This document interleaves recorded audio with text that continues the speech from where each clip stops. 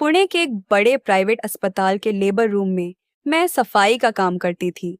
लेकिन किसी को यह नहीं पता था कि उसी कचरे से मैं लाखों रुपए कमा रही थी, जिसे बाकी लोग घिन से देखकर फेंक देते थे। अगर किसी को पता चल जाता कि डिलीवरी के वक्त डॉक्टर और नर्सें क्या चीज कचरे में फेंक देते हैं और उसी से मैं पैसा बना रही हूँ, तो शायद उनके भी रोंगटे खड़े हो जाते। मेरा नाम सविता है।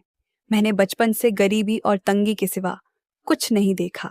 मेरे पिता एक दिहाड़ी मजदूर थे जो सुबह से शाम तक ईंट ढोते थे, लेकिन इतनी मेहनत के बाद भी घर में कभी पेट भर खाना नहीं होता था। मैं उनकी इकलौती बेटी थी और मेरे दो छोटे भाई थे। जैसे जैसे समय बीतता गया, पिता की सेहत बिगड़ने लगी। उनकी खांसी बढ़ती गई और शरीर इतना कमजोर हो गया कि एक दिन उन्होंने काम पर जाना ही छोड़ दिया। घर का चूल्हा ठंडा पड़ गया और कई कई दिन ऐसे गुजरते जब हमारे घर में सिर्फ सूखी रोटी ही होती थी। तब मेरी माँ ने हिम्मत की और उसी प्राइवेट अस्पताल में सफाई का काम पकड़ लिया। जहां आज मैं काम करती हूँ, वह काम छोटा जरूर था, लेकिन माँ की थोड़ी सी तनख्वाह से हमारा घर किसी तरह चलने लगा। लेकिन किस्मत को शायद अभी और इम्तिहान लेने थे। कुछ ही महीनों में पिता की हालत इतनी खराब हो गई कि एक रात उन्होंने हमेशा के लिए आंखें बंद कर ली। उस दिन के बाद हमारी जिंदगी पूरी तरह बदल गई। माँ दिन रात अस्पताल में काम करती और घर आकर हमें संभालती। कुछ साल बाद उन्होंने मेरी शादी एक दूर के रिश्तेदार के बेटे महेश से कर दी, क्योंकि बचपन में ही बड़ों ने हमारा रिश्ता तय कर दिया था। माँ को लगा था कि शादी के बाद मेरी जिंदगी संभल जाएगी, लेकिन उन्हें क्या पता था कि महेश को शराब और जुए की बुरी लत लग चुकी है। शादी के कुछ ही महीनों बाद मुझे सच्चाई का पता चल गया। वह काम करने के बजाय दिन भर दोस्तों के साथ बैठकर शराब पीता और रात को घर आकर मुझसे पैसे मांगता था। धीरे धीरे मेरे दो बच्चे हो गए, एक बेटा और एक बेटी, और घर का खर्च बढ़ता गया। लेकिन महेश की आदतें नहीं बदली। उल्टा वह पहले से ज्यादा गुस्सैल और गैर जिम्मेदार हो गया। इसी बीच माँ की सेहत भी खराब रहने लगी। उन्हें शुगर और ब्लड प्रेशर की बीमारी हो गई थी और दवाइयों का खर्च बढ़ता जा रहा था। एक दिन उनकी तबीयत अचानक इतनी खराब हो गई कि वह अस्पताल भी नहीं जा पाईं। तब मैंने उनका हाथ पकड़कर कहा, अम्मा, अब आप आराम करो, आपकी जगह मैं अस्पताल में काम करूंगी। माँ की आंखों में आंसू आ गए। उन्होंने कहा, बेटी, मैं तुम्हें पढ़ा भी नहीं पाई, बस गरीबी ही दी है। मैंने उन्हें समझाया, माँ, काम छोटा बड़ा नहीं होता और घर चलाना जरूरी है। कुछ ही दिनों बाद मैं उसी अस्पताल में सफाई कर्मचारी बन गई। मेरी ड्यूटी अक्सर लेबर रूम में लगती थी। वह जगह अजीब होती है। कभी किसी बच्चे की पहली रोने की आवाज सुनाई देती, तो कभी किसी माँ की दर्द भरी चीख। मैं फर्श साफ करती, कूड़ेदान खाली करती और गंदगी हटाती। हर रोज खून, दवाइयों और केमिकल की गंध मेरे कपड़ों में बस जाती थी।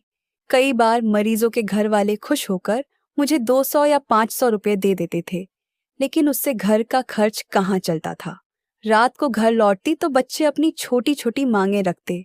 माँ, मेरे जूते फट गए हैं। माँ, स्कूल में सब बच्चे जूस पीते हैं, मुझे भी चाहिए। उनकी बातें मेरे दिल को चीर देती थीं। मैं रात को छत को देखते हुए सोचती कि क्या मेरी जिंदगी ऐसे ही गरीबी में गुजर जाएगी। एक शाम जब मैं काम से घर लौटी, तो हमारी गली में एक बड़ी चमचमाती काली कार आकर रुकी। गली के बच्चे उसके आसपास जमा हो गए। उसमें से सूट पहने एक आदमी उतरा और सीधे मेरे पास आया। उसने पूछा, क्या तुम सविता हो जो सिटी हॉस्पिटल के लेबर रूम में काम करती हो? मैं चौंक गई। मैंने धीरे से कहा, जी हाँ, लेकिन आप कौन हो? वह मुस्कुराया और बोला, अगर तुम चाहो तो कुछ ही दिनों में बहुत पैसा कमा सकती हो। मैंने सोचा शायद वह मेरा मजाक उड़ा रहा है, लेकिन उसने जेब से एक छोटी पर्ची निकाली और मेरे हाथ में दे दी। उस पर सिर्फ एक शब्द लिखा था, प्लेसेंटा। उसने कहा, डिलीवरी के बाद यह चीज मेडिकल कचरे में फेंक दी जाती है, लेकिन विदेशों में इससे दवाइयाँ और कॉस्मेटिक बनते हैं और इसकी बहुत कीमत मिलती है। अगर तुम इसे अलग करके मुझे दे दो तो मैं तुम्हें हर दिन हजारों रुपए दूंगा। उसकी बात सुनकर मेरे मन में डर और लालच दोनों जाग गए। उस रात मुझे बिल्कुल नींद नहीं आई। मैं बार बार अपने बच्चों को देखती और सोचती कि अगर यह सच हुआ तो उनकी जिंदगी बदल सकती है। अगले दिन अस्पताल में जब पहली डिलीवरी हुई और नर्सों ने कचरा कूड़ेदान में फेंका तो मेरे हाथ कांपने लगे, लेकिन मैंने हिम्मत करके वह चीज अलग कर ली और अपने बैग में छुपा ली। शाम को जब मैं अस्पताल के पीछे वाले गेट पर पहुंची तो वही काली कार मेरा इंतजार कर रही थी। मैंने बैग उसे दिया और उसने मुझे नोटों की एक मोटी गड्डी पकड़ा दी। इतने पैसे मैंने जिंदगी में कभी एक साथ नहीं देखे थे। उस दिन के बाद मेरी जिंदगी बदलने लगी। मैं रोज वही काम करती और हर शाम मुझे हजारों रुपए मिलते।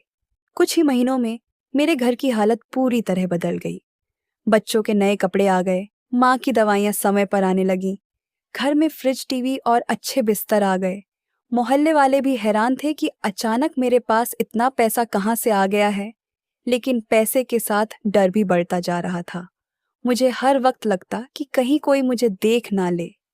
एक दिन अस्पताल की हेड नर्स मिसेस डिसूजा ने मुझे कूड़ेदान के पास खड़े देखकर शक भरी नजर से कहा, सविता, आजकल तुम्हारा ध्यान काम पर कम लग रहा है।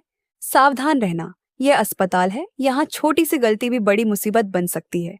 उस दिन पहली बार मुझे लगा कि मेरा राज कभी भी खुल सकता है। उसी हफ्ते अस्पताल में मेडिकल वेस्ट की जांच शुरू हो गई। सरकारी टीम हर कमरे का कचरा चेक कर रही थी। मेरा दिल जोर जोर से धड़कने लगा। अगर सच सामने आ गया तो मेरी नौकरी ही नहीं, मेरी पूरी जिंदगी खत्म हो जाएगी। उस रात मैं घर आकर देर तक सो नहीं पाई।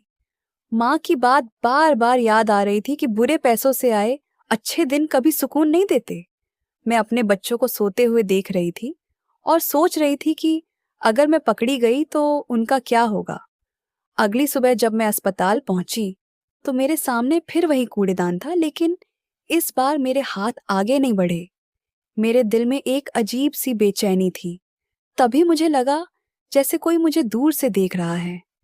मैंने घबराकर पीछे मुड़कर देखा तो मिसेस डिसूजा वहीं खड़ी थी। उन्होंने सिर्फ इतना कहा, सविता, जिंदगी में कुछ फैसले ऐसे होते हैं जो इंसान को हमेशा के लिए बदल देते हैं। उस दिन मुझे लगा जैसे भगवान मुझे इशारा दे रहे हों। उसी वक्त मैंने फैसला कर लिया। मैंने उस काली कार वाले आदमी को फोन किया और साफ कह दिया कि आज के बाद मैं यह काम नहीं करूंगी। वह गुस्से में चिल्लाने लगा, लेकिन मैंने फोन काट दिया। उस दिन के बाद मेरी जिंदगी फिर पहले जैसी साधारण हो गई। पैसे कम थे, लेकिन दिल में डर नहीं था। आज भी मैं उसी अस्पताल में काम करती हूँ, लेकिन अब जब भी लेबर रूम के कूड़ेदान को देखती हूँ तो मुझे सिर्फ कचरा नहीं दिखता।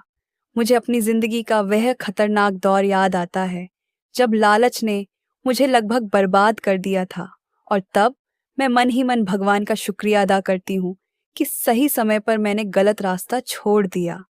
क्योंकि जिंदगी में सबसे बड़ी दौलत पैसा नहीं बल्कि सुकून और इज्जत होती है, और यही सच्चाई मैंने अपनी जिंदगी से सीखी।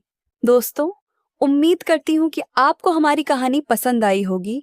कहानी पसंद आई है तो वीडियो को लाइक करें, चैनल पर नए हैं तो चैनल को सब्सक्राइब करें, और हाँ, नोटिफिकेशन बेल आइकन को जरूर दबाएं ताकि अगली अपडेट सबसे पहले आपको मिले। तब तक के लिए धन्यवाद।